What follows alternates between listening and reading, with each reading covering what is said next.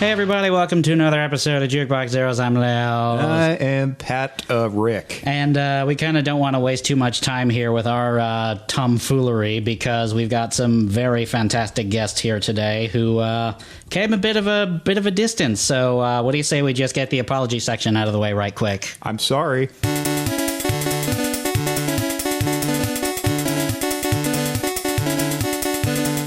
So sorry.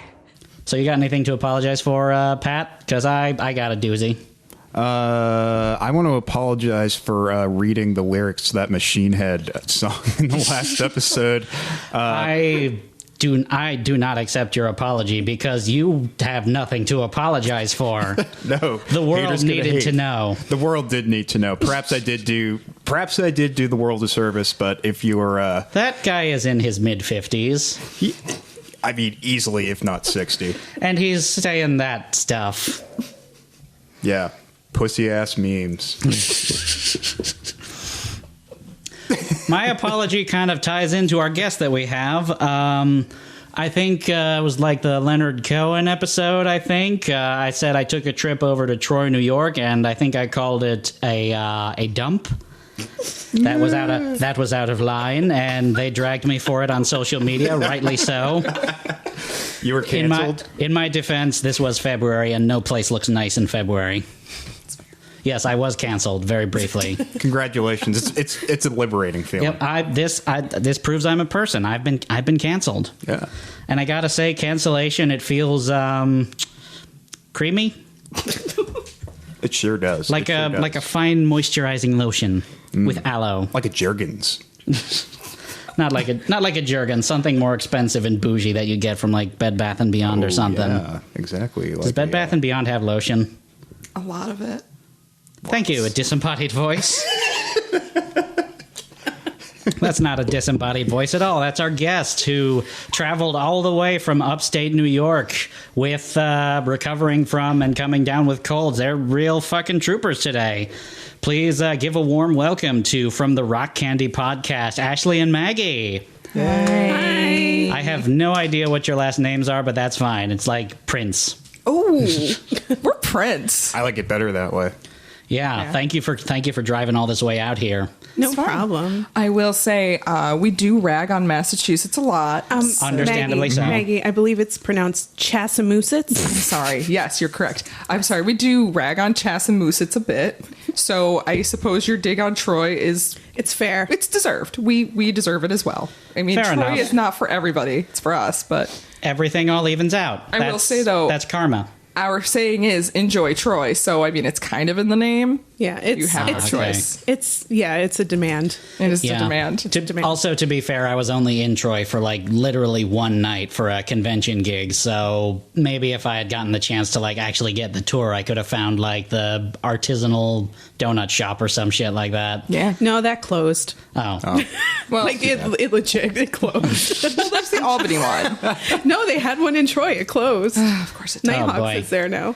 Speaking of donuts, we have a bounty of delicious donuts right here from Ruby Donuts, the staple crop of Ayer, Massachusetts, I believe. That is true. It's our chief export and also the majority of our sustenance. We feed off of these donuts. I mean, they are delightful. Yeah, That was fucking delicious. yeah. Ruby Donuts over on the like Ayer Devons line in Ayer. It's really good shit. Or Devons. Or demons, as the GPS would say. No, the GPS, I believe, said demons. Yeah. So Every it's time. demons now. Yeah. When we pass by anything I'm that fine said with that. Devons or Devons or whatever, we're like, it's demons. Honestly, It's demons launching I'm that. for it. I'm on board. I'm totally on board. Devons isn't actually a town, or not officially. It was Fort Devons up until like 1996, I think, and then it's just been kind of a ghost town for a while, and they're just starting to kind of build it back up again, and they're trying to like incorporate becoming a town.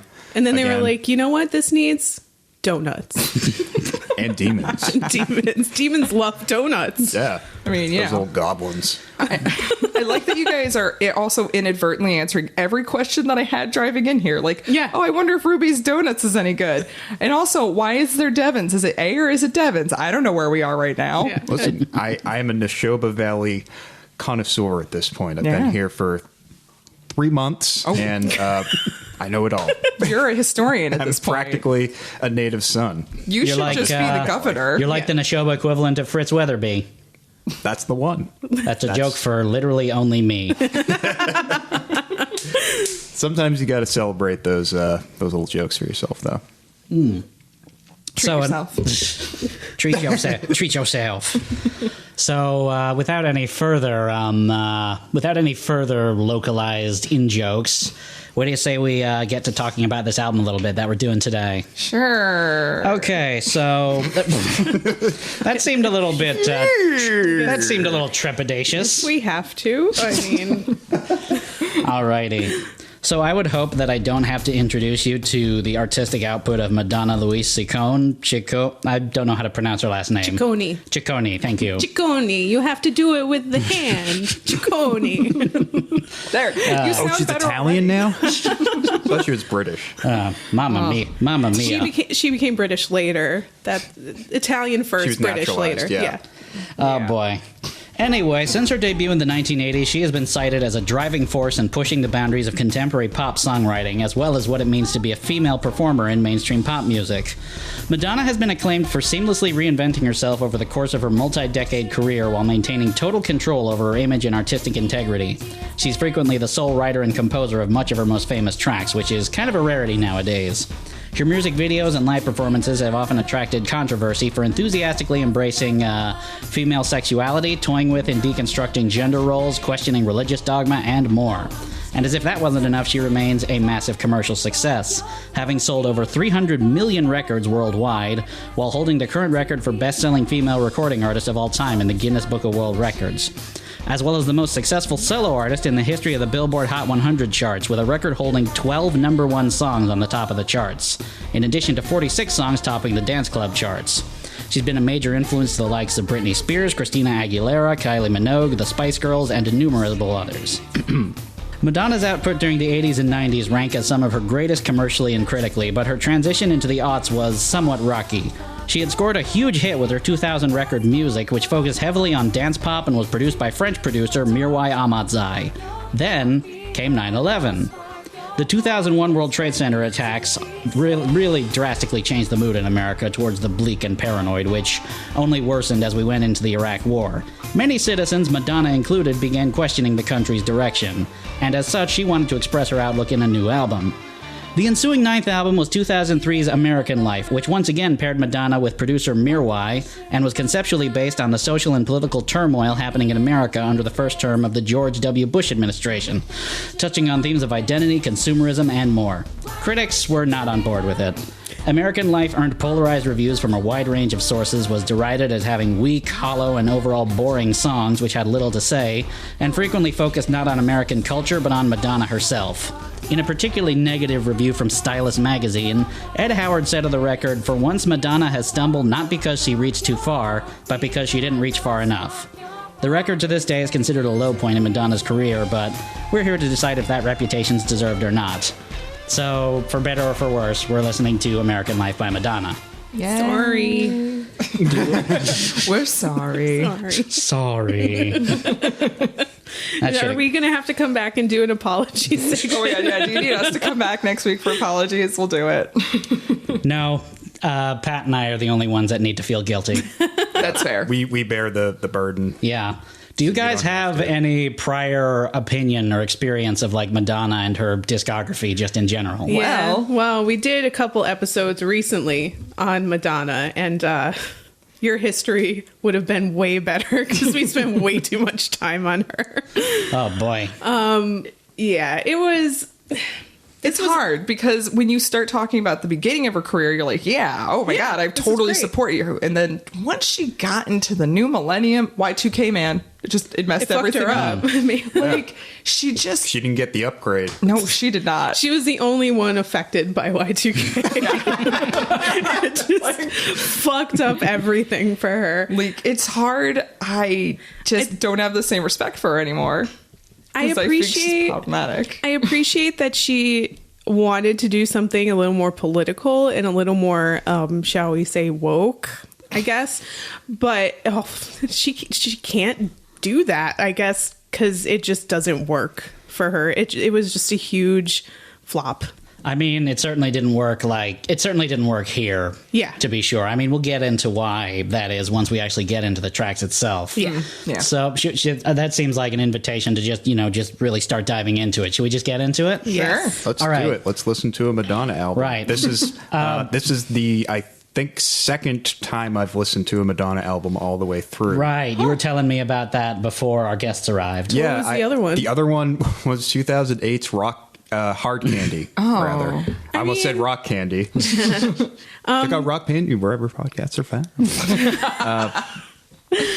Synergy. Considering her most recent outputs, that one's not too bad. But I mean, Yeah, that was the one that JT helped produce, and like that song was like kind of catchy, and then I heard the rest of the album. It was like pretty like middle of the road dance club shit. That was like right after Confessions on a Dance Floor when that kind of put her. that's the one that I was kind of thinking put her on Okay, an upswing after Hard that. Candy is get out of here. It was Confessions on the Dance Floor. That one was a little bit On the better. dance floor or of the dance floor, I Something. don't remember. I don't think Yeah. the dance floor is actually talking. But I don't know. I think the dance floor has a lot to talk about. Oh, My face! Don't spill beer on me. Someone clean the puke off my face, please. I'm just a dance floor. who said we could have a Guar concert here? Nobody told me. You know, I saw Gigi Allen once. It was awful.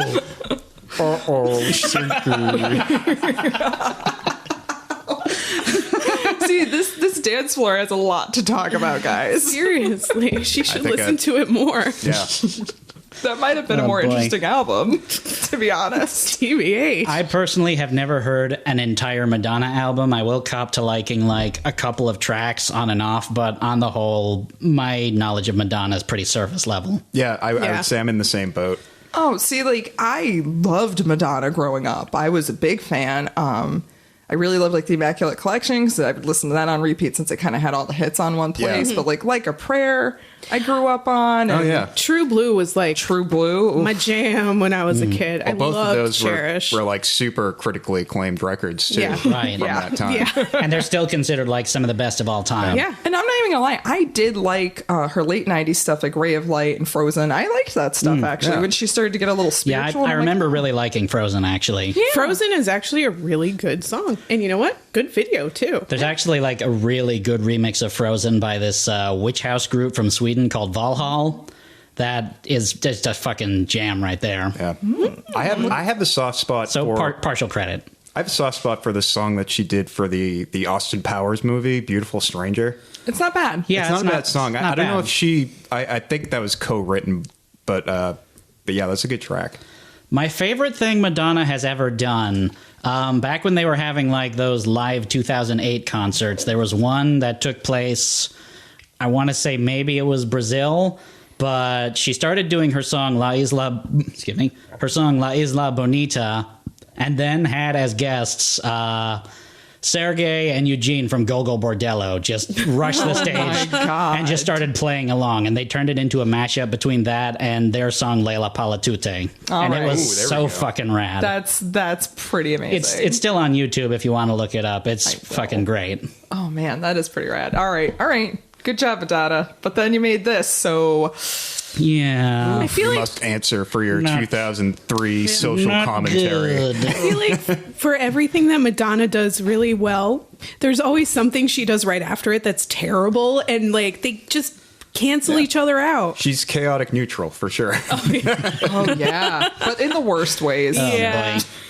So before we get into the tracks, there's a really cool thing that Rock Candy does with their podcast where they drink a thematic beer, Yes. depending on what artist that they're doing. So I figured it'd be fun to do that with our episode.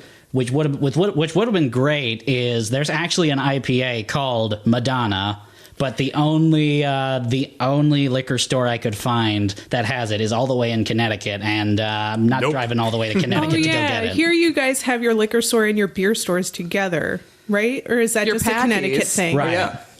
Yeah, ours are separate. Oh, Ne'er shall the twain shall meet. No. Yeah. Wow. I would not have thought of that. The only other place I've seen that is in New Hampshire. There's like some places that are dedicated liquor and wine stores that just have no beer. And they have massive liquor stores off of the highway. Yeah, boy. that too. Like, The live big, free like, or die, supermarkets. man. Live free or die. Oh yeah, they take that shit to heart. Yeah. We have some towns in Massachusetts that don't sell liquor, though. They just have beer and wine stores. Well, don't I fucking think live Arlington. there. Yeah, don't live in Arlington. Yeah, not fun. So in lieu of that, we have American Pale Ale from Medford Brewing Company. 6% alcohol by volume. We got little pint cans right here. Yeah. Should I just read the description we got here? Yeah, but use the voices. From the voices? I don't know. From the Mystic River to the field. Jingle bell. Or should I do this? Why am I talking Wait a like minute. Daniel Boone? Like it should be. Medford was already a town with history and character. All we was missing was a great beer. Our American Pale Ale features citrusy hops on a Pilsner malt base. It's a refreshing beer as aromatic as it's flavorful. MBC, friendly pepple, tasty beer. Ooh, nice. That was beautiful. That was wonderful. I feel so good about my life right now and all my decisions. Oh boy, let's make you question them with this Madonna album then. Yep, let's destroy it. All right. Tasty. It is, yeah, it's it not is bad. actually a very nice very pale good. ale. Yeah, I'm not so big into pale ale, but this is actually pretty good. Agreed. It's not smooth. It's subtle. It's not too hoppy or anything like that, which has always been like kind of a sticking point for me. Bro, this is like drinking straight pine cones, all right? Do you want to drink like a Christmas tree? Because I got one. Not pine needles, but pine cones. Yeah.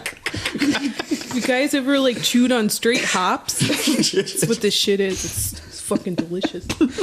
Just snort a huge rail of hops. I like this beer. It's like drinking hair. Anyway, That's good. That's a good one. let's get into the album. Here's track number 1, the self-titled track, American Life. This type of modern life is not for free. Oh, American life. American life. I live the American dream. American dream. Are the best thing I've seen. Okay, so right off the top, I want to talk for a second about the production on this record. The production comes courtesy of frequent Madonna collaborator, as we mentioned, Mirwais Ahmadzaï. He's a French house producer who first came to prominence through his work on music.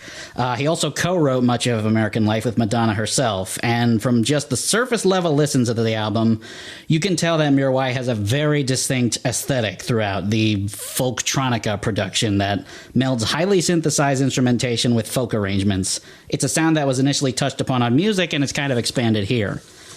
I can't say I'm a fan of it much of the time. Yeah, me either. I'm sure a lot of it comes down to personal taste, and you know me, this gal loves herself some fucking bleepity bloopity electronics and shit.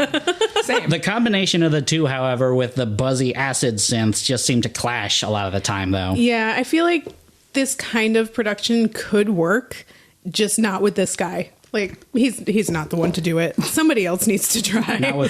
You're not big on Mirwais?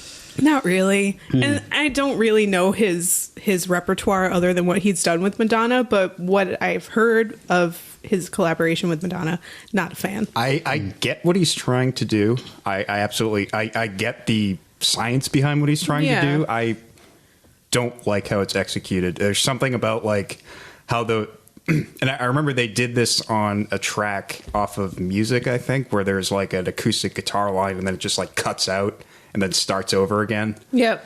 And like I get the effect it's supposed to make it sound like glitchy and electronic, but it just sounds jarring. like it just sounds It's like a very bad it sounds like a bad edit to me. Yeah. Like what just happened? Like he was messing around with GarageBand and just was like, this sounds good enough. So whatever. he's me. He's you. That's what you're saying. I have GarageBand. I can do this. But I mean, like, can we take a minute to talk about the rap breakdown? Can we please? Oh, boy. I think that is the biggest problem. Oh boy, The song would I was probably going to be lead into that. non-innocuous. Yeah, otherwise, I was going to lead into that with this quote that she did in a VH1 interview. I look back on the 20 years behind me and I realize a lot of things that I'd valued weren't important. And I think I kind of get the sentiment that the lyrics of this song is trying to get across. It didn't do and it, And then though. she raps. And then she raps. And then she raps. Listen if you dare. I'm drinking a soy latte. I get a double shot. It goes right through my body, and you know I'm satisfied. I drive my Mini Cooper, and I'm feeling super duper. You, they tell me I'm a trooper, and you know I'm satisfied. I do yoga and Pilates, and the room is full of hotties, so I'm checking out the bodies, and you know. Woof. Woof. Woof town. Big old woof right Woof there. town. I can't, like, it's exactly what you're saying, and how I'm going to try to relate to people, but what you're doing is you're shoving down everybody's throats that I'm super rich. I have everything anybody could have asked for, but I'm like not super happy about it. The sentiment is completely lost in the lyrics. It's weird because up to that point, like the lyrics were kind of pulling off kind of an insular and introspective sort of thing, and then it just all gets thrown out the window. Yeah. And I'm sure someone could look at that and just be like, "Oh, that's her being satirical." It doesn't work. It doesn't read. It doesn't read at all. A lot of it is lost in translation. It's just not funny. I don't know how else to put it. It's just like she's trying to be cute and funny, and it just sounds goofy and it's stupid and corny. As she would say, being a British woman, she's trying to be cheeky. I guess, She's but not. It's like we said a lot in our Madonna episodes. Like, she needed to get a grip, friend. She needed someone to listen to that and stop her and say, "Honey, no, this ain't what you want. This isn't gonna sound wrong. no." Now we got this thing where she rhymes latte with shate and Pilates with hotties, as if nothing is wrong. And I mean, like, honestly, she didn't have to change her name. She didn't have to lose, like, she lost the weight. Like, what do you, I just don't get your lyrics in this at all. Yeah. Madonna actually attempted to explain the rap away in another interview with MTV News. Basically, we had recorded the whole song and we had this instrumental thing at the end, and Mirwais was like, "You know what? You have to go and do a rap." And I was like, "Get out of here. I don't rap." And he was like, "Yeah, you do. Just go in there. Just do it." No, Mirwais. She really didn't. If she said she don't rap, she don't rap. She really, truly didn't have to do no rap. Wow. No, you know what? This is all his fault. Yeah. I'm on your side now. You're right, Ashleigh. I don't like him.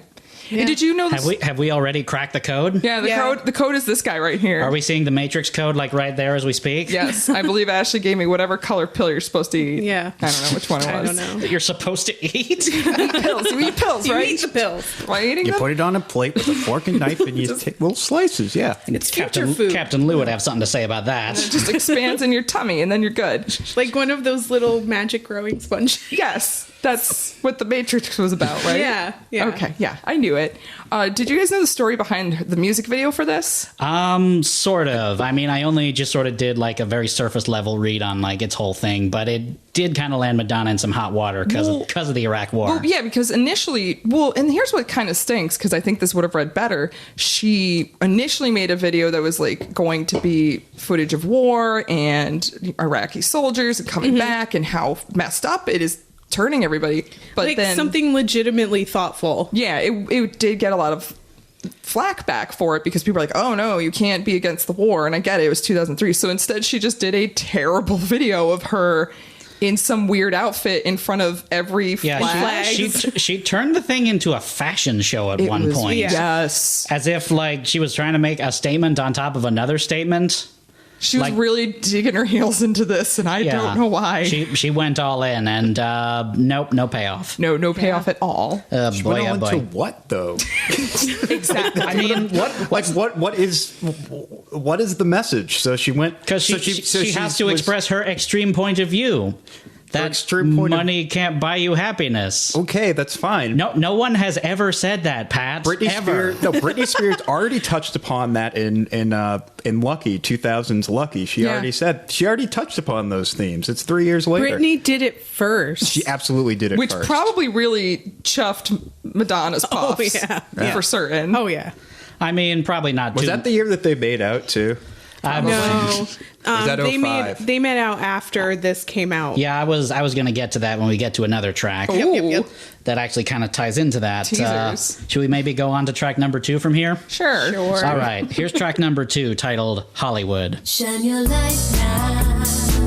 This time it's got to be good. You get it right now, yeah. 'Cause you're in Hollywood.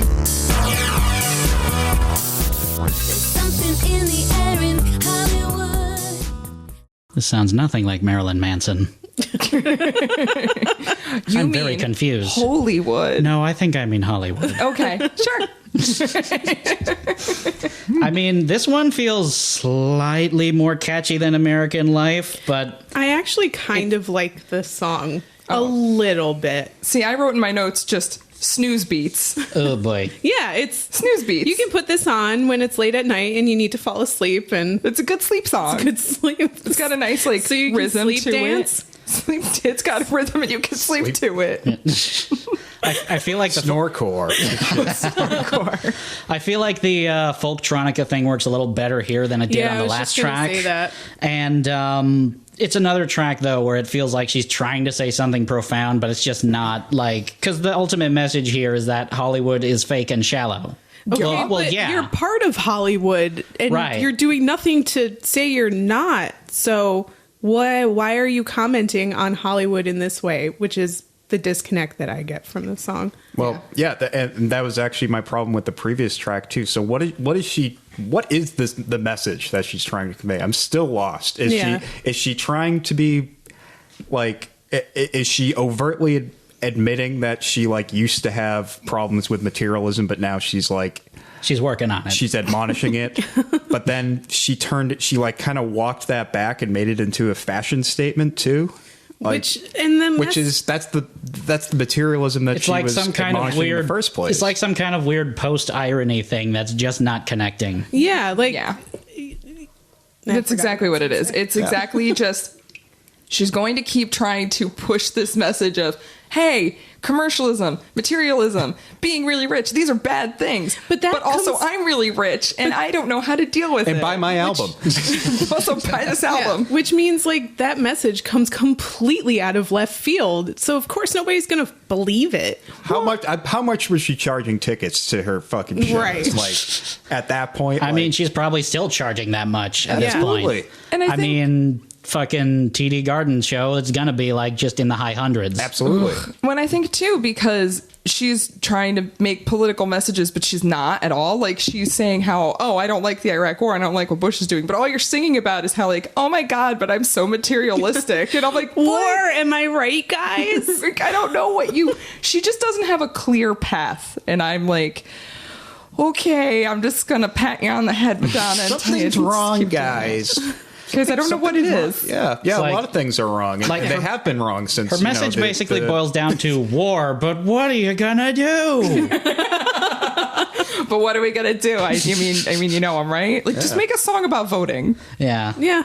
Like, that'd be more conducive with your time than this. Yeah. So we kind of teased on it earlier. One interesting event that's connected to this song. At the 2003 MTV Video Music Awards, Madonna made an appearance to promote American Life, performing with Britney Spears, Christina Aguilera, and Missy Elliott.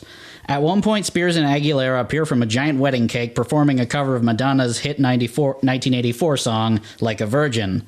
Madonna would later appear performing Hollywood before proceeding to kiss both Spears and Aguilera square on the lips. Oh, okay. Now, I'm sure you might be thinking, whatever, I'm a millennial listening to this episode through my phone app. I've just got done eating a whole bunch of ass before I put this on. Two women kissing, get out of here. You know what, though? If you put us on after eating ass, though, like, thank you. Thanks. I feel flattered. That's a compliment. It's a real You know what I fun. want to do? Let's do some rock candy. Wherever podcasts are found. Some Jukebox Zeros, you know? Yeah. Put that on. So first, What pairs well with ass? Oh, no. Now I feel sad. I mean, I like to imagine it's American Pale Ale from Medford Brewing Company. Friendly people, tasty ass.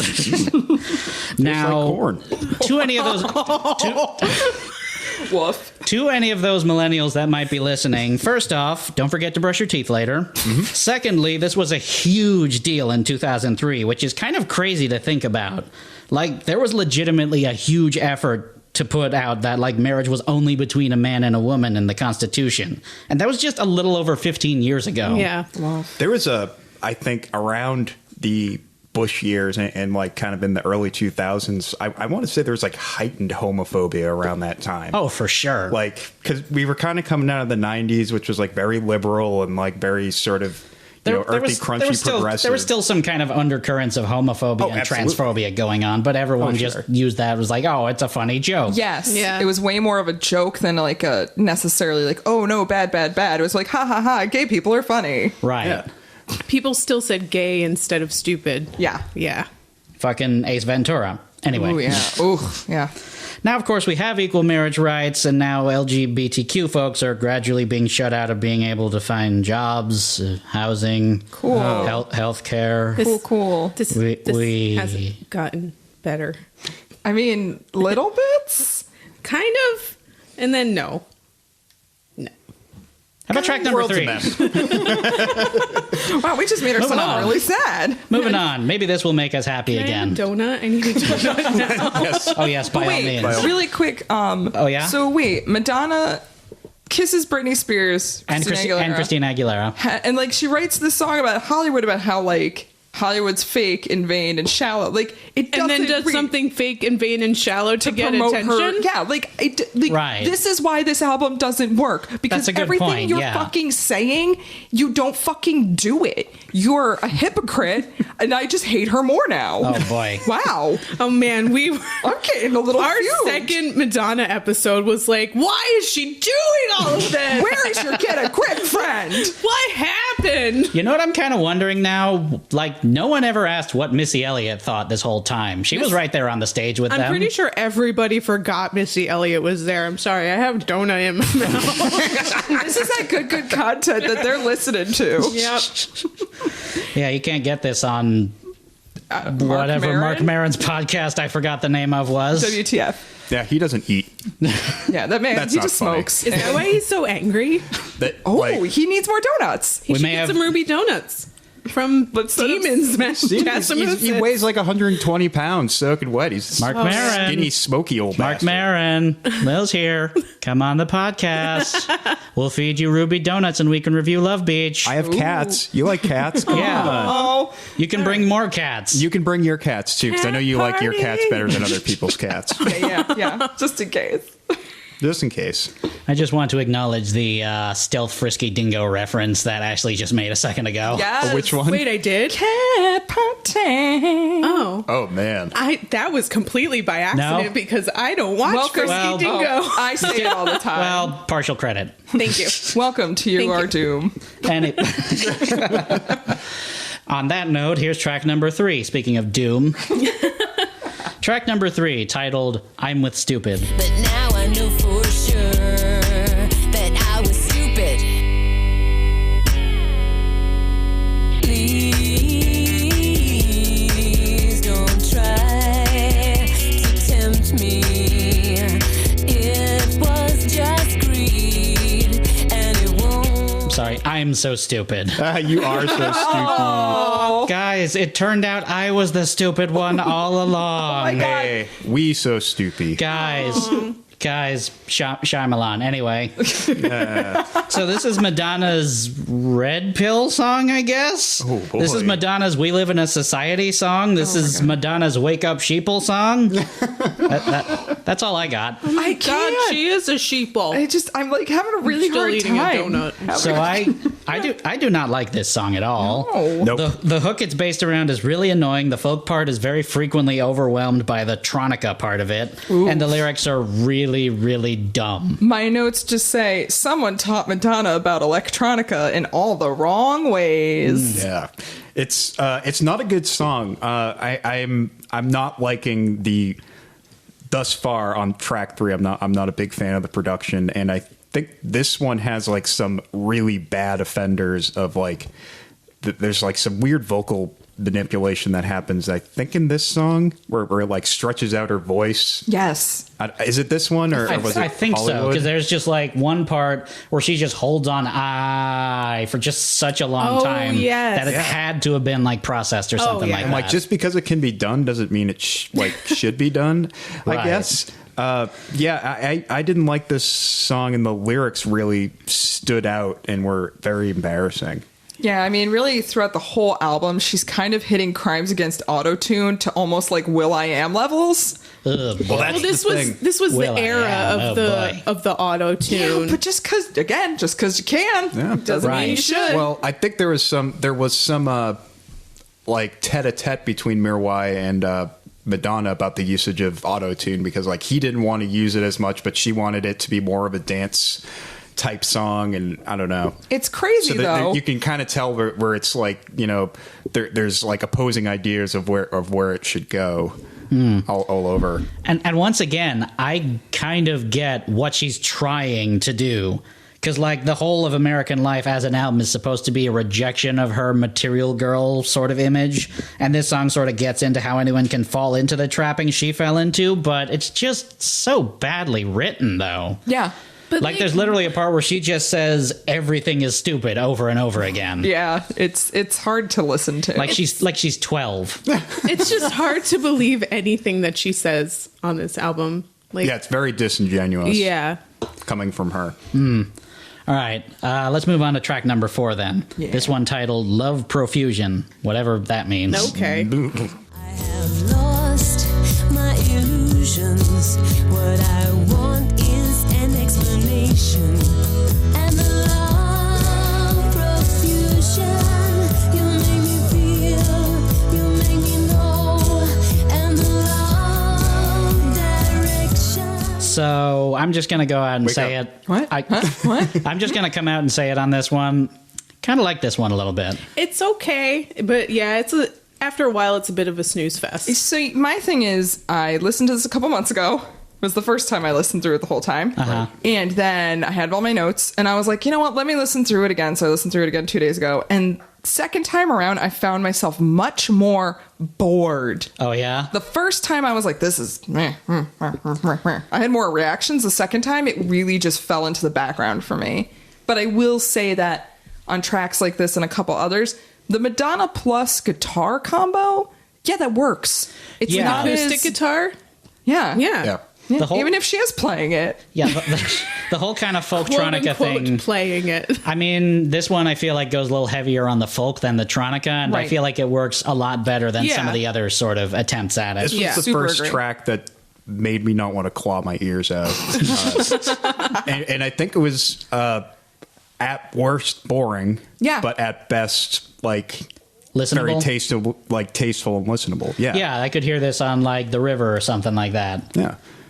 The River is a local radio station that plays bougie white liberal music. We also have a river, and it's probably the same exact thing, just New York. Oh boy, oh boy. Oh boy. Lots of Avicii and Chainsmokers and Train. Yeah, it's just mostly Train. There's definitely Train. I've never heard Avicii or Chainsmokers. Well, just that one Avicii song. It's like the kind of radio station that makes such a huge deal out of Alison Krauss. Ooh, yeah. Our radio station, The River, hosts Delilah every night. Oh boy, oh boy. Yeah. Then I'm clawing my ears out. Yeah. So this one didn't land anywhere on the Billboard Hot 100, but like the other singles, managed to reach #1 on the dance charts while achieving moderate international success. It also had a very lush, special effect heavy music video directed by Luc Besson, who is sometimes good. The video rendered this comment from Madonna, which I love.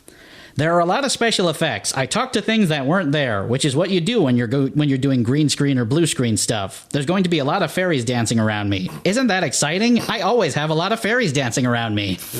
Wow. Wow. This is why we don't take this album seriously, Madonna. What I like best about this quote is how excited Madonna is to have fairies dancing around her, and that the fairies are going to be dancing around her, and about how excited she is to have said fairies dancing around her. I think it's that, and also just the fact that she's talking about like playing in front of her green screen, like she's so privileged to be able to do that when it's literally what my dipshit friends like do all the time. Literally anybody can do that. Have you been on YouTube, Madonna? Literally anyone. I'd like to introduce you to a film called Batman Triumphant. Something that my friends made. Oh boy, oh boy. So a little bit of trivia. This is the only song from American Life to have never been performed live. Oh. Anyway. Really? Anyway. But it's like one of the few decent ones. It's about Guy Ritchie. That's right. That's why. Ooh, oh yeah, I bet. we all know how that turned out too. Great, right? Yeah. It's really good. He's dead. Yeah. Well, now I don't know who to believe. Open your eyes. Don't be sheeple. This is a red pill track. I think this song was like her slow meditation towards killing Guy Ritchie. My God. Yeah. Gotta put this through new optics now. This is the song that caused the divorce. Yeah. All right. There's always that one point where you know this is what caused the divorce. And this is what caused Madonna and Guy Ritchie's divorce. What was the name of this track again? Love Profusion. Love Profusion. Infusion, profusion. What is? I think she just opened the dictionary and pointed and was like, that word. Like I can't pronounce it, but that word. I like to imagine she opened the dictionary. It's like love something, love, protrusion. Let's move up a little. Profusion. This is better. The first one sounds like a fucking Spinal Tap song. It does. I would listen to that. Oh man. Yeah. How about we move on to track number 5 from Please that? do. Sure. Track number 5, titled "Nobody Knows Me." It's no good when we're misunderstood. Why should I care what the world thinks of me? Or let a stranger give me a social disease. Nobody knows me. Nobody knows me. Nobody knows me. I can know me. So, this is kind of a banger if you ignore everything Madonna is saying. That's the nicest thing I can say about it. I think she just walked in and was like, electronica's just noises and auto-tune, right? It just sounds like every other song off of Music. Oh boy. I didn't like it. Like she came up to me. Would you care to expound upon that, Pat? No, I just didn't like it. I didn't like the way the sounds sounded. I didn't like the words she was saying. I just didn't care. There was nothing in there for me, I guess. So anyone who's listened to a previous episode of the podcast will know how much Pat and I tend to complain when an album is overproduced. But American Life is an interesting case in that Mirwais made a deliberate effort not to give the record any pop polish. And I'm not really sure that worked out all that well. That's why it sounds like garbage? Yeah. Well, I mean, here's what he said in an interview with Remix Magazine. He said that they tried to underproduce many tracks to make them sound rougher than the average international pop production. We wanted to do something totally modern and futuristic, but not very apparent. You have to be very minimalist and choose every sound very carefully. Some tracks were composed in the big studio. That can be very dangerous because you can lose perspective. But all initial directions of the tracks were made in my home studio.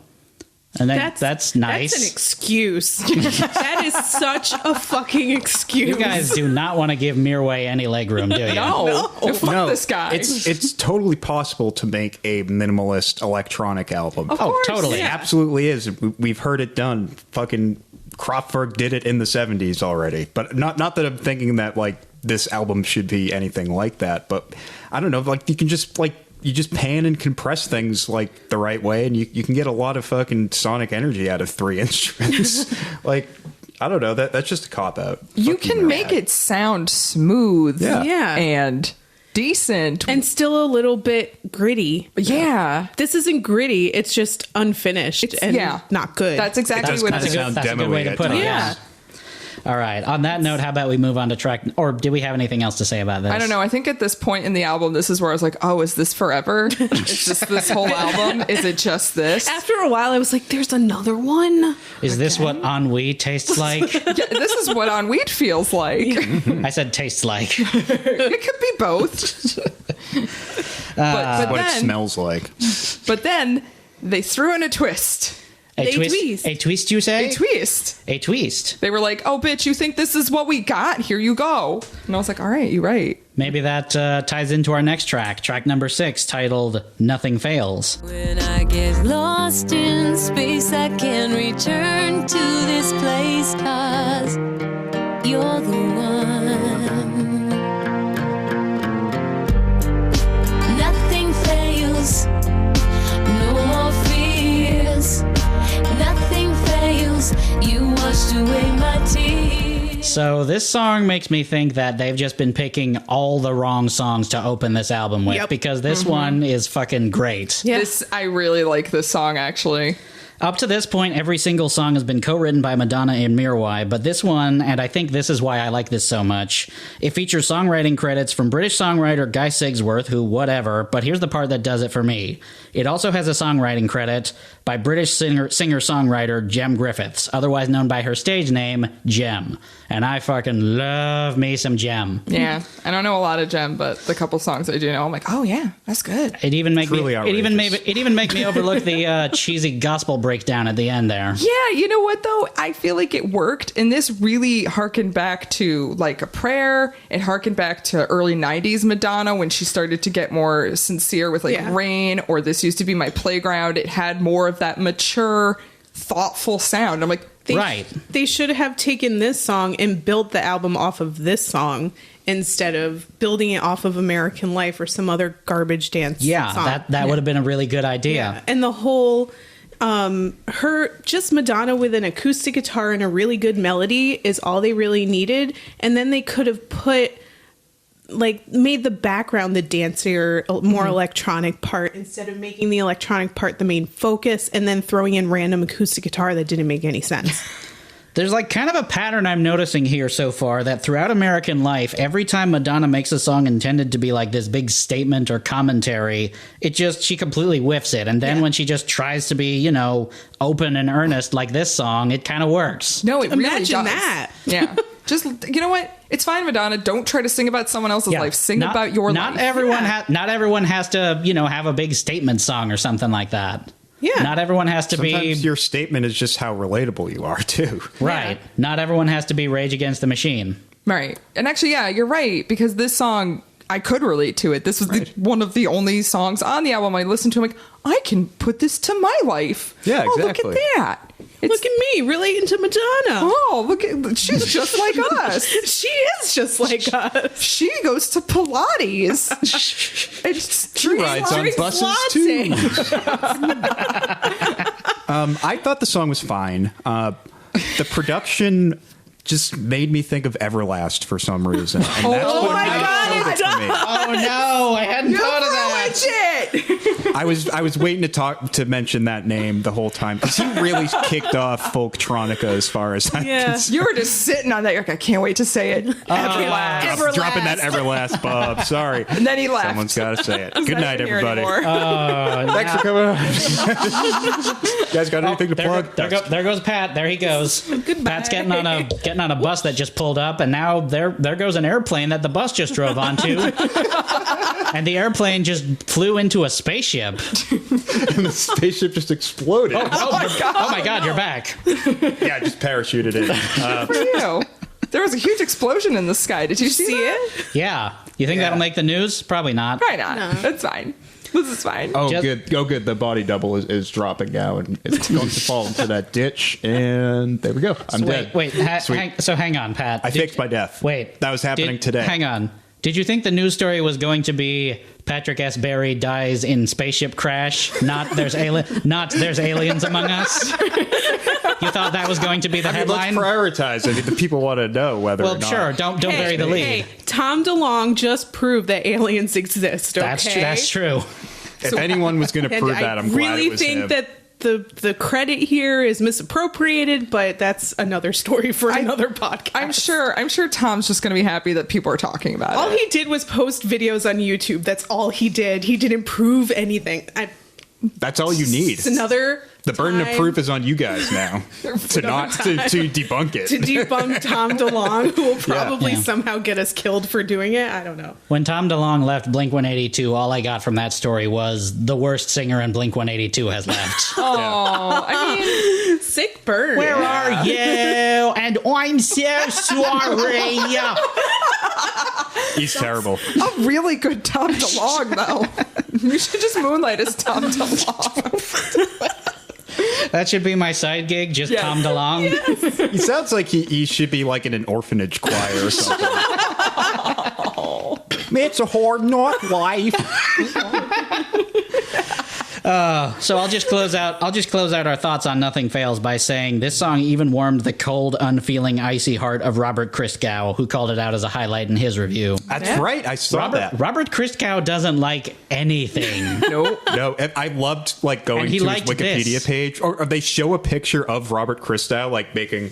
Like literally that like Obama meme face where like it's like the approving frown, like I don't like it, but I like it. And then like his Wikipedia article photo is just like him looking bored in front of a microphone. It's like, this is the best picture we could find of him, but it's also the most accurate. Yeah, it's just how he looks all the time. Unimpressed. I guarantee any delightful thing you present to him, he'll find something to complain about with it. Oh God, he's that guy. Like, hey, Robert Christgau, this is a basket of kittens. Dander everywhere now. Hey, Robert Christgau, we got donuts from Ruby Donuts. I prefer fresh fruit. Oh my God, he would prefer fresh fruit. Hey, Robert Christgau, we got you some fresh fruit. Is that okay? Where's the honeydew? Oh my God. He would like the honeydew in a fruit salad. Save the honeydew for me. I like the bananas. Nobody likes the bananas. Not enough syrup. Maraschino cherries, please. Oh my God. I want the cherries. Give me a big piece of bread and some water. That's all I need. I don't think I don't roll them up into balls. I don't think he's Flanders. I like a good prison lunch. Prison lunch. That's the hashtag for this episode. Hashtag prison lunch. Let's move on to track number 7. Speaking of prison lunch. We're doing this album still. Yeah. I thought it had to do with the title of this next track. Track number 7, titled Intervention. Oh, God. And I know that love will change us forever. And I know that love will keep us together. And I know. It's okay. It's not egregious. Man. I mean, the most I got from it is that this is like Nothing Fails, except not quite as good. But there's nothing like particularly, off-putting about it necessarily. It's but vanilla. It's not Vanilla Bean. It's just vanilla. This is the next town on the road down on this album, and it's just straight into Snoozeville. Yeah. It's just, the album is taking a noticeable it's Devon's. pattern. This is Devon's. This is Devon's. This is Devon's right now. This is Devon's equivalent. It's not Demons, it's Devon's. At this point, each song is getting incrementally less obnoxious, which is a good thing. Yeah. Mm-hmm. But also becoming a lot more vanilla and just like kind of background music. Oh, it gets obnoxious again. I assure you of that. It does, absolutely. But like We as climb of this that roller point, coaster again. I was under the impression that like, okay, that's the trajectory of this record, that it just gets more vanilla. There's one part I want to point out that just completely comes out of left field. This repeated lyric. I know the road looks lonely, but that's just Satan's game. Oh, yeah. Whoa. That came out of nowhere. Satan. Especially considering, like, in the song before it, she stressed that she's not religious. She says that all the time and then immediately does an overtly religious song every single time. Turns out this is a pattern, guys. Yeah. She fucks with religion like all the time. Like, yeah. I guess like why believe anything she fucking says in a song at this point anyway? Right. But yeah, that's just really disingenuous and like just contradictory. With her previous albums before this, she would constantly go back and forth on that religious thing too. Yeah. And she would say, "Oh, I'm not religious, but here's this whole song about how I'm Roman Catholic and my dad was really strict and religious and all this shit." I get it, that was in your past, but reading biographies and stuff about her, she still went to church. She still practiced. She still prayed. She still did all of this shit throughout her entire life. That's fine. Like it is fine. I'm not knocking that, but like, yeah, just like pick a side and go with it. Exactly. Be consistent. Yeah. Don't tell people that you're religious or not religious, depending on who you're talking to. I guess like if you want people to think you're genuine and take you seriously, you can't be a flip-flopper. You can't keep flip-flopping on things. Right. You need to just say, yeah, this is what I'm doing. And because every time she says something new, it's another mask for her to wear. It's another outfit. She treats everything like an outfit. I mean, come on. She put a gap in her teeth so she looked more British, and she fakes a British accent. Wait, she never had that gap in her teeth before? I know, that might surprise you. But wow, that's really stupid. That's like how Shia LaBeouf had one of his teeth taken out for that World War II movie he was in because he just thought, my character has a tooth missing. Yeah. You don't have to do that. That's just a decision he made. It's not like, oh, I'm going to affect an accent or anything. No, I'm missing a tooth because people are going to take note of that. Hey guys, what if this character like chopped off one of his hands? Like that'd be pretty cool, right? Yeah, you're just playing an architect. That's my acting decision. Romantic comedy. Yeah, I'm a real good method actor. That's my decision. That's my Stanislavski and Elan. Madonna's like a method person. She just whatever she's gonna do, she's just gonna balls deep do it. They're like, well, I guess I'm British now. You know what? Maybe that's still figuring out her major. Maybe that's what people are talking about when they, when they praise her for being seamlessly, reinventing herself. No, she's just being fake, everyone. Yeah. It's just her not knowing who she is, which I feel kind of bad for her. I feel like she just doesn't know who she is and she never figured it out. And I mean, but also I can fake a bit better British accent, so woof. It would be different if she was creating a character every time she was reinventing herself, but she's not. She kind of is sometimes, but they're very vague, and I don't know. Yeah. You want there to be more of a purpose to it, and not fully formed before she debuts them. Kind of like Bowie would do that, where he would kind of seamlessly create these new characters. Right. Yeah, but he wouldn't go out there with some half-baked bullshit and try to make people believe it. He's done that. There was the 80s. The 80s, yeah. Once you stop doing the cocaine, the peppers, he kind of lost it for a while. He did. Or like Bono, because that worked for him. Remember those beloved Bono characters, The Fly, which is just Bono with glasses. Oh, actually, I kind of like that song. Or what's his face? The Satan guy, where he's just got fake horns on his head or something. Oh, I forgot that he made weird Phyllis, little. I'm gonna stop singing about the hard times. I'm gonna introduce a new character. Try to brighten things up around here. I got these sunglasses. I'm the Fly now. Bono, Edge over here.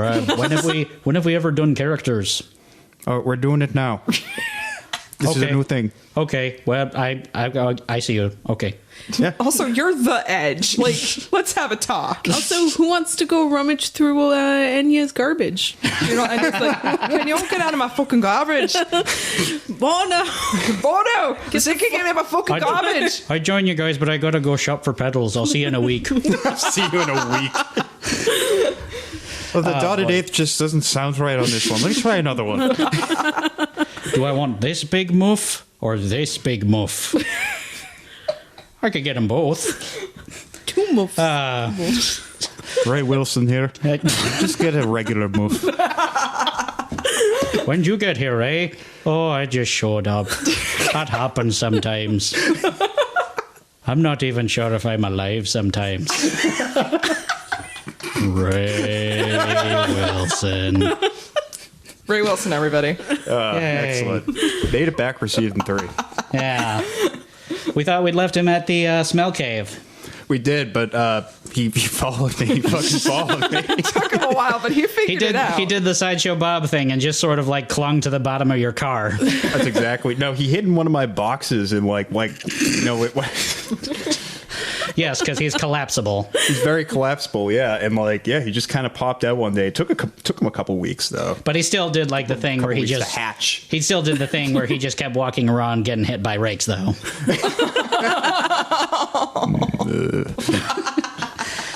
Let's move on to track number 8, shall we? Sure. Track number 8, which I hate this immediately from the title. Track number 8, X-static process.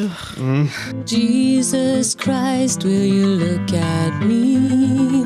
Don't know who I'm supposed to be.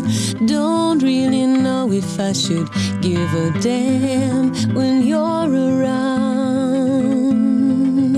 I don't know who I am. We just went through the whole, like, she's not religious thing, and there she is being all like, Jesus Christ is goody times or something like that. What's she saying? Like, I don't know who I am. And I'm like, you don't say. Oh, boy. We don't either. Was she actually talking about Jesus Christ, or was she just, like, using his name in vain? Like, Jesus Christ. I don't know. My toe. I don't remember, and I don't care to look it up. It doesn't matter. None of this matters. No. Nope. So this is another song that doesn't just have Mirwais and Madonna's fingerprints on it. The writing credits on this one are to Madonna and Stuart Price, who's a songwriter, producer, and DJ who would collaborate with Madonna extensively on the album following American Life, Confessions on a Dance Floor, which was considered something of a comeback for Madonna. He's also a credited songwriter on songs by New Order, Seal, The Killers, Scissor Sisters, Pet Shop Boys, and Kylie Minogue. Oh, that's fun fact. Get the fuck out. That's You true. did so good. What happened? Why'd you come here? Get out. You're better than this. Well, I mean, it's Madonna, to be fair. You know, he didn't hear the song beforehand. He probably was like, hey, yeah, I will do a Madonna song. I like money. Also, yeah. and that's Money's cool. I mean, like, it's a bad Madonna song, but it's still something to put on your resume. Mm-hmm. He can just say, I worked with Madonna. He doesn't have to say he was on American Life. Yeah, he does not. That is true. One of the 2000s albums. I'm of two minds on this, because on the one hand, she's going like full on folk, and she has like a good voice for it, and she sounds like, you know, nice and all that sort of stuff, but the lyrics are just so bad. Yeah, I 100% agree. So insipid and treacly. It sounds so pretty. Like, if it was just her going la la la the whole time, way better song. Just making mouth noises instead of words. Here's the line that stuck out to me. I always wished I could find someone as beautiful as you, but in the process, I forgot that I was special too. Oh my God. That's a Hallmark card. That doesn't even make sense. I wish that I want to throw myself out the fucking window right now. He's just like Tracy Flick in Election. Oh, man. Forgot about that movie. Oh, Great boy. It's so good. Let us That's what not, we do here. We bring it back. The shit you guys forgot about. let us not dwell on it any further, because it does not deserve Yeah, please, let's not. Track number 9. Remember how I said things were about to get obnoxious again? Yep, Yeah. this was that hard turn back. Oh, boy. Track number 9, titled Mother and Father. I'm trying hard to dry my tears. Yes, Father, you know I'm not so free. I got to give it up. Find someone to love me. I got to let it go. Find someone that I can care for. I got to give it up. So this one's actually got a story behind it. Oh, does it? Madonna elaborated on the subject matter of this track in an interview with Spanish music radio network Los 40. Mother and Father is a way to free me from the pain caused by my mother's death without putting myself a medal for finding my way in life, without even asking for compassion just because I went through a hard time. Neither using it as an excuse as I'm a rebel because I had suffered a hard time when I was a child. All these excuses are rubbish, because in the end you have to be responsible for your own actions.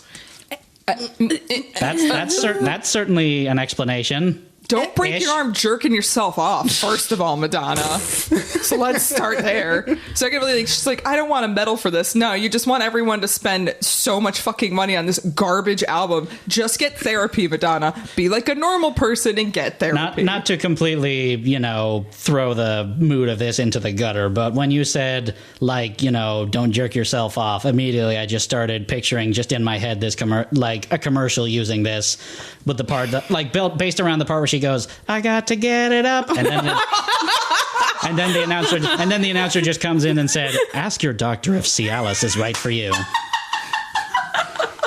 It could happen. McWorld. You don't jerk off with Cialis, though. You should be on like a Jergens commercial. More like Jerkins. Oh, and blue collar. Wow. Man, we don't normally go blue on this show, but ladies are great. That's what we do here. So, on its face, I would say it kind of reminds me very tangentially of like LCD Sound System. But it's like, it's just barely there, but it's there. And that kind of got me to wondering if, like, maybe American Life could have been better if she'd worked with just a different producer. Yeah. I think so. Like if she had gotten with James Murphy, or hell, just go back to working with William Orbit. That would have been way better. That's who she worked with on Ray of Light, and that didn't produce, and like that had some good stuff on it. Yeah. Like, going back to jerking herself off a little bit too much, like, Go on. Yeah, let's refer to the coffee table book. Hold on, I'm bringing out the jerkins. Okay, let's go. The encyclopedia of jerking off. She has a song on every single album that's about her dad or her mom. Oh, yeah, died. that's true. Every single album. And that quote makes me feel like she completely forgot about all of these past songs about her family. And this is the first time she's ever addressed her mom dying, and the first time she's ever addressed her strict father. It's like, So no. just knocking two birds out with one stone. Yeah. Getting down on one stone. She's like, oh, this is the first time I sang about both of them at the same time. And then I can call it mother and father. Or like Mirwais was like, hey, Madonna, did you write your mommy and or daddy song yet?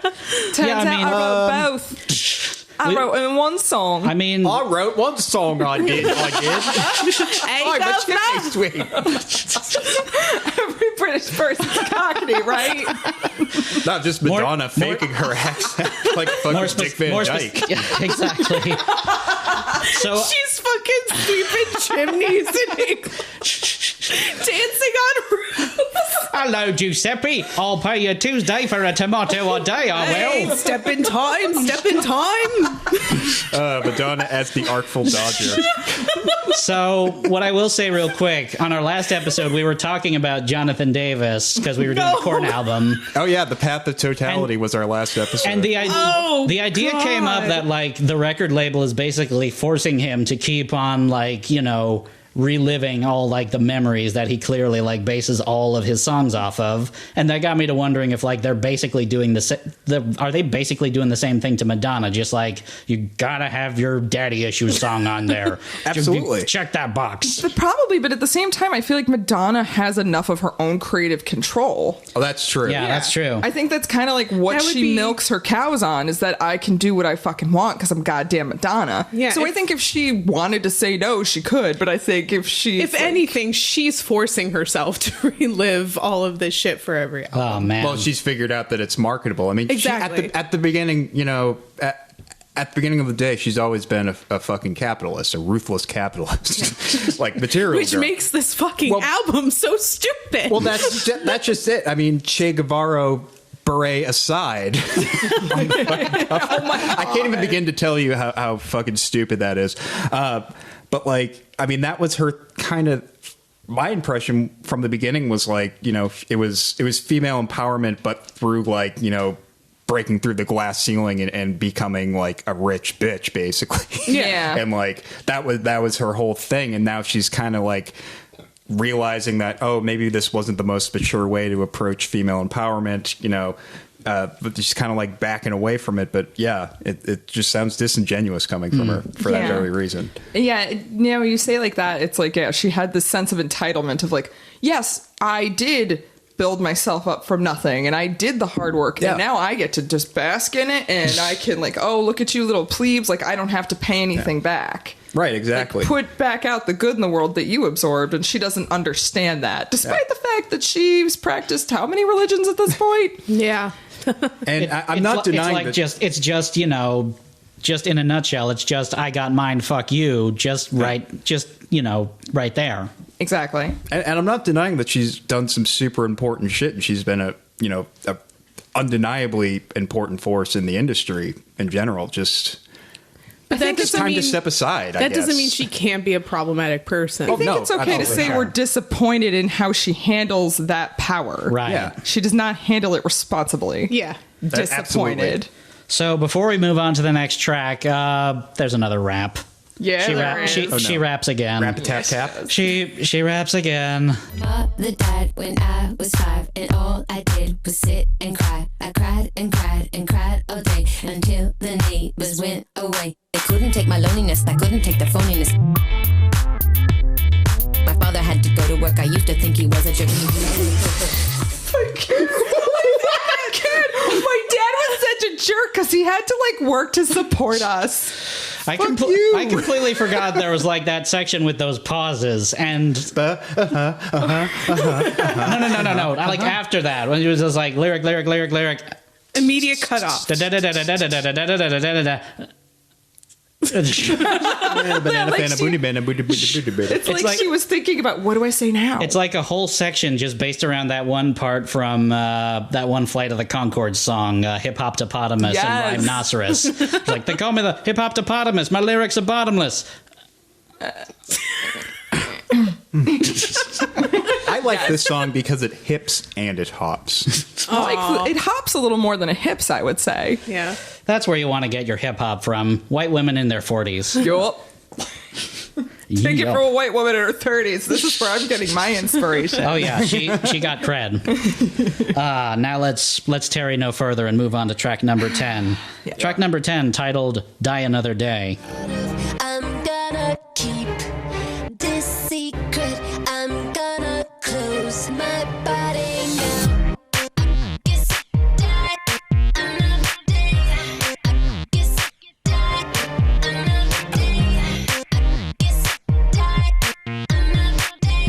Sorry, we were not listening. We were too busy enjoying this fucking amazing apple fritter from Ruby Dillon. Fun fact: I have never had an apple fritter before.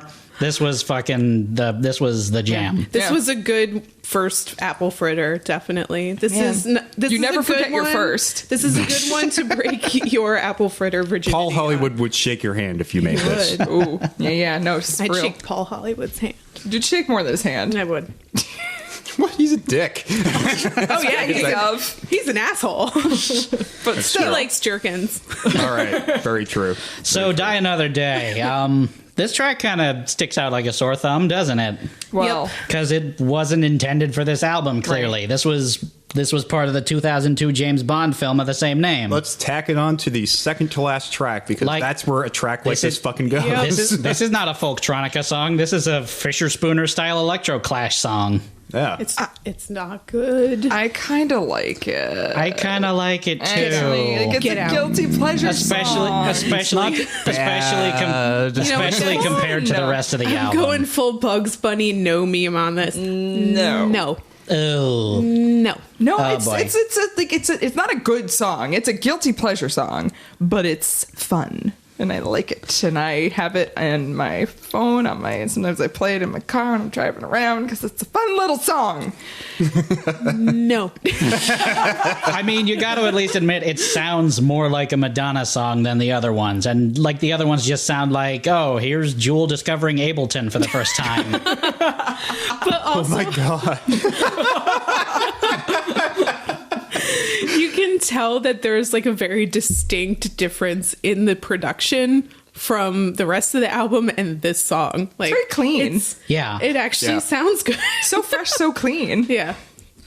This is also produced by Mirwais, though, as well, right? I think so. Yeah. I think so. Probably mastered by someone else, though, to give it that sheen. Yeah. It was mastered by James Bond himself. Yes. The true master. Was it written at the same time as this album? No, 2002. No. This came out in 2002. Before. It was just like, it's like, as much as I like this song, I will admit it does kind of reek of we needed a 10th track. Yeah. Oh, yeah. Yeah. Yeah. Limp Bizkit did the same thing with their Mission Impossible track. They put it on fucking hot dog album, hot dog flavored water. Chocolate starfish and the hot dog flavored water. Hot dog album. Which, by the way, if anything induced me to want to vomit more, it's that album name. Oh boy. Yeah. Oh. We have gone on innumerable times about how much of a chore it was to get through Results May Vary. Yeah, you think hot dog is bad. Yikes. Yeah. Results Yikes on bikes. Yeah. Oh boy. And it looks like we're finally at the end with track number 11. Yay! Track number 11, a title of which this album certainly was not, called Easy Ride. Here it is. Yeah, I made the fun. That was good. That was good. Here. Was funny. That was real funny, Will. Why don't you make another joke? Thanks, Grandpa. Here's the track. Why don't you make another joke? Make your old happy laugh. Thanks. Make me laugh. Thank you, Uncle Stink. Uncle Stink. Yeah, play the song. Here's the track. Round and round, just like a circle, I can see a clearer picture when I touch the ground. I come full circle to my place, and I am home. I am home. It's okay. That's the most I can say about it. I liked this one. This was the first one that I genuinely liked. You had to get through the whole album. I had to get through the whole album to hear it. This had a weird songwriting credit from like the guitarist from Prong, which is like a metal, like a hardcore metal band. Nothing from the like 80s. Madonna. No, no, that dude was playing with Madonna as her touring guitarist for a while too. It's Monty something. But yeah, he was in Prong, which was like they were like a hardcore metal band from the like 80s, 90s. I don't know anything by them, but I just thought that was a very strange fact that he went into not only touring with them, but like writing pop for people like Madonna. Wow. Yeah. He had to pay his rent. He did. Yeah. The Prong bucks just weren't bringing it in. Yeah. Surprising. Yeah. Surprising indeed. Oh, boy. Yeah, the sweaty, like, Prong bucks. I don't know where I was going with that. It just sounds like some weird gift card that you get for some weird, like, it used to be an electronica store. To like some sushi place. It's a form of cyber currency. Bitcoin. Prong bucks. Yeah, how many bitcoins to a prong buck? Send me your prong bucks. You can pay me in over PayPal or prong bucks. Support my YouTube channel. Support my Patreon. Don't at me. I will say, when the song starts, I'm like, this is really pretty. And then it gets electronica again. I'm like, woof, sorry, you tried real hard on that one. And then you dropped it. I mean, compared to a lot of the other stuff we went through, it's definitely like scores above it. But it still is only just kind of okay to me. I think by the end, I'm like, I don't care anymore. Why? Oh, man. Be over. Especially when I listened through it the second time. I'm like, by the end of the album, I'm like, what else can I be listening to right now? How much of my time did I just waste that I'm never getting back? I could be listening to Lizzo again right now for the 1 millionth time. And I'm not. Oh, man. You know what? It's finally over, though. So I think it's time we get into our final thoughts. We did it. Pat, I've already forgotten what I've only did this like 37 times. I don't have anything to apologize for. Would you say that this is a worst of all time album? It was the Titanic theme by Celine Dion. Okay, answer my question. I forgot what segment we're doing. Is this the worst album of all time? Going off like the first 3 tracks, yes, absolutely. I think it's a huge, embarrassing misstep for her. But then it gets kind of vanilla and like not as offensive. So no, it's not the worst album of all time. It's pretty bad. I would never listen to it again. But I think it gets a little easier to swallow as the album goes along. Same question to you. Same question to you guys. Feel free to pick whatever order you want to go in. Ash and Mags. Ashley and Maggie. I called you Ash and Mags for some reason. That works. Fine. It works. All right. Do you guys consider this a worst of all time album? I think it's definitely a low point for Madonna.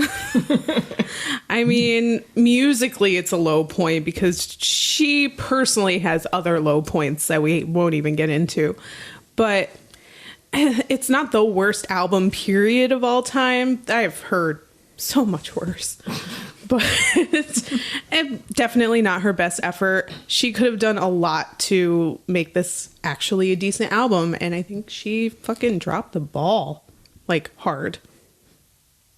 Meg. Me? No. Do I think this is the worst album ever? No, of course not. I mean, there are high points to it that are pretty decent, but I don't even know if this is his or her lowest point because, man, some of the shit she's come out with in the 20-teens is pretty rough too, though. Madame X is that's not the new good. one, right? Yeah. Not good. Not good. We will try to buddy. listen through as much discography when we research our artists as we can, and You can't. It's hard to get through Madonna's because as the 2000s progress, it's just such a fucking slog. You because are but it's just humans. bad. We are but Yeah. human. But it's very bad. I would love to never listen to it again. I will snag 2 tracks off of this that I would listen to and keep like in my playlist, and that's it. Everything else, I never have to hear it again, and I am good to go. I personally can't bring myself to call it a worst of all time album, but I cannot justify calling it a good album either, because it's just such a mixed bag in terms of quality, and the few bright moments are just so few and far between. Like, it's got a few genuinely good songs with no qualifiers attached, but for every one of those, there's just so many phone-in tracks and outright stinkers to just completely squelch any excitement. In doing my research on this record, I found quite a few retrospectives that stated that this album was ahead of its time and that it holds up. There was even one that called the rap in American Life iconic, to which I say, fuck that. Wow. I don't even know if I can say it holds up. It definitely does not hold up at all. No, whoever wrote that clearly has never listened to any other album that has ever been made. No, this is an extremely dated record. Yeah. This sounds like it came out of 2003. Yes. Madonna's camp marketed and pitched this album upon its release as like this big message album full of mission statements and profundities, but none of the messages on the songs are particularly insightful. I mean, it's like celebrity culture is vapid, the American dream is an illusion, it's hard to be famous. We've all heard these things before. Guys, it's hard. Well before 2003. It's also like only on the first few tracks, like they start to just become like introspective love ballads after a while. Yeah, that don't really have any sort of direction. Yeah, exactly.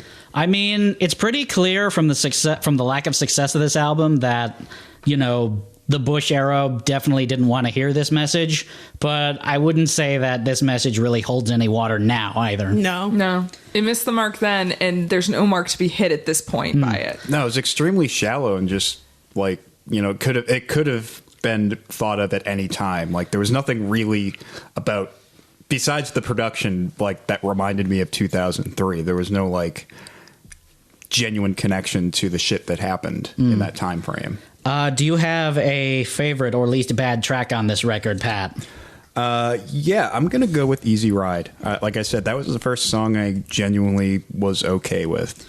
All right, Ashleigh, do you have a favorite track or least bad track on this album? The one that I can actually listen to every once in a while, if it came up on the radio, is Hollywood. Same question to you, Maggie. Best or least bad track? Honestly, I genuinely like Nothing Fails. I would listen to that. I'm with you on that. Nothing Fails is my pick, too. It's very good. What's the worst pack? What is the worst pack? I'm the worst pack. Oh, no. What's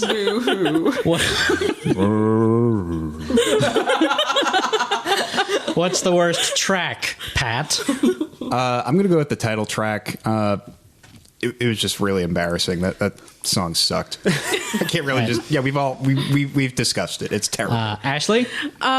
Yeah, the title track is the worst track, but the other song with the other rap in it, that's the worst rap. Mother, Father. Yeah, Father. Worst rap. Oh, boy. That would have been my Is that your pick for worst, too, Maggie? Coming into this, it was gonna be, but to be honest, then when we started talking about Hollywood, I might say Hollywood because of how fucking hypocritical she is and how fucking mad it's made me. But I can listen to that one and just be like, you're a fucking idiot. Like I don't know this. But you're right though. Slaps. But some good chords. But the rap in Mother and Father is like, I do kind of want to throw myself out a window. Yeah. So maybe boy. My least favorite, I almost did it again. My least favorite is I'm So Stupid. Because it's exactly what it says on the title. That's what it says on the tin.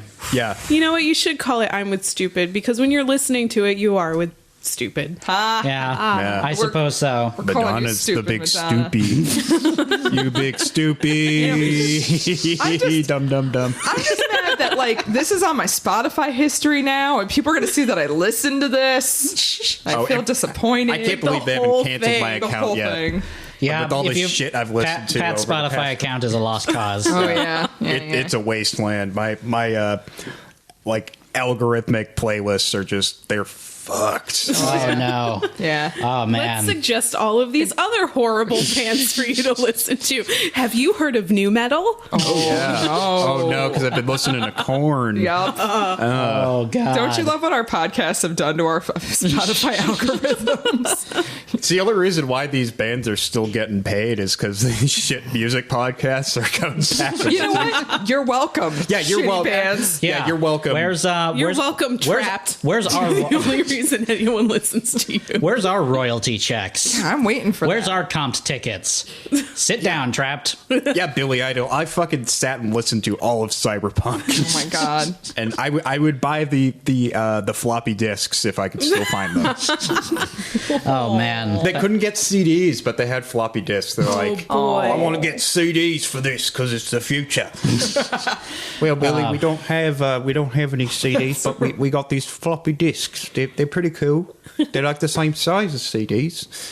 They're actually a bit smaller if you like them. Cut to Billy Idol shoving floppy disk in a CD-ROM tray.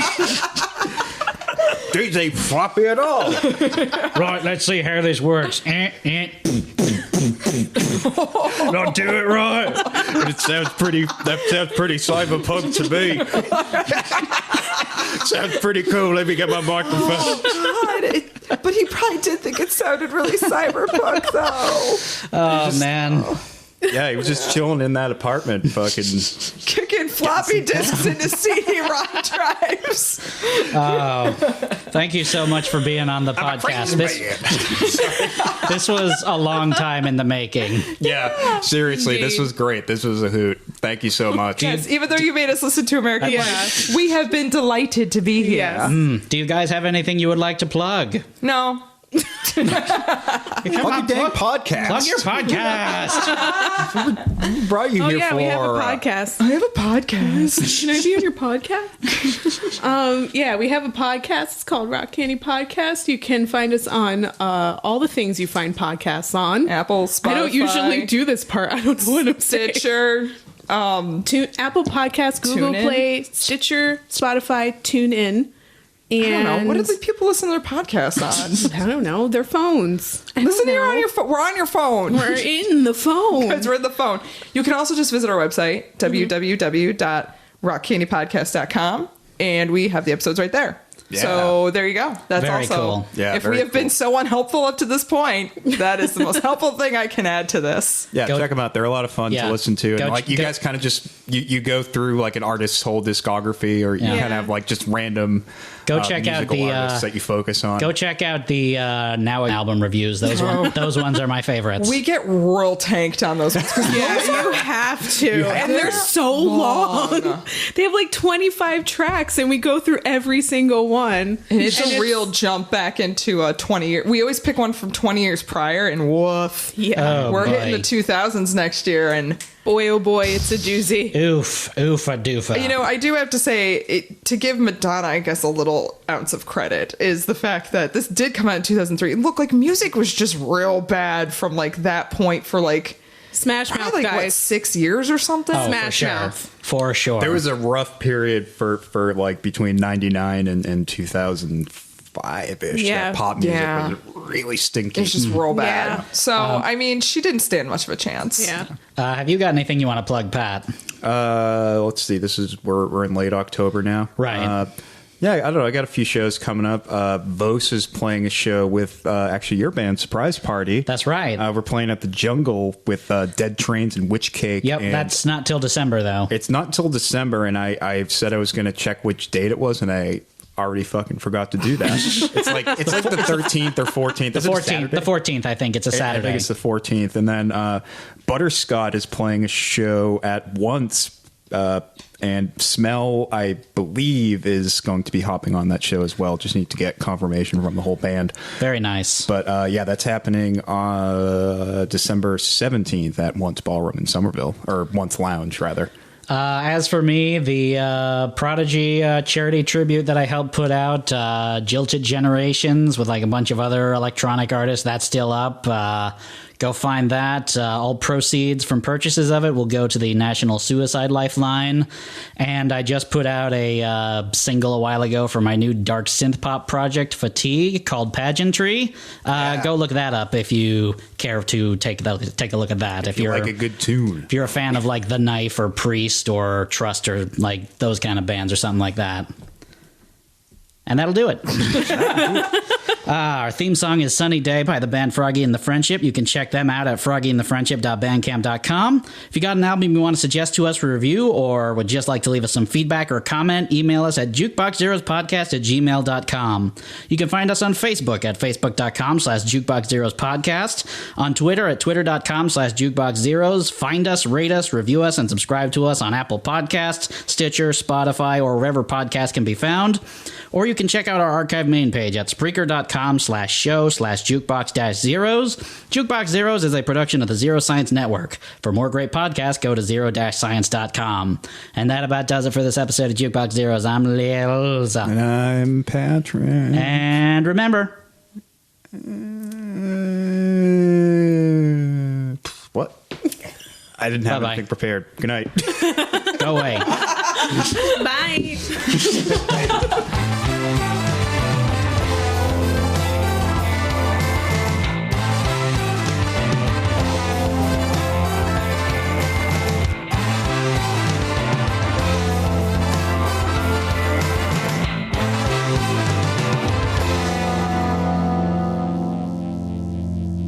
Madonna's output during the 80s and 90s rank as some of her greatest commercially and said that wrong. Yeah, don't be afraid to breathe. It's fine. Like, edit. I was like, picks up everything. No, I do edit the episodes. Don't worry. I'll shut these mics off.